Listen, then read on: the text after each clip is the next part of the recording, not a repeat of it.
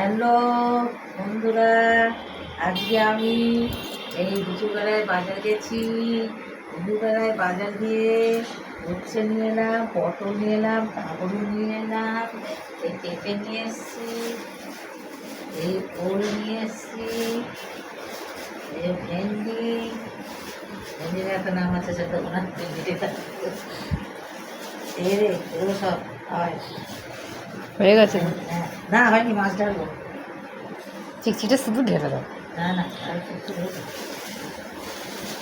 এটাও ভালো করে ক্যামেরায় দেখিয়ে দিয়ে গরিব মানুষের বাজার পচা মাছ এনেছি। এই যে কি বাজার নিয়েছে, ল্যালবে ল্যালবে করছি।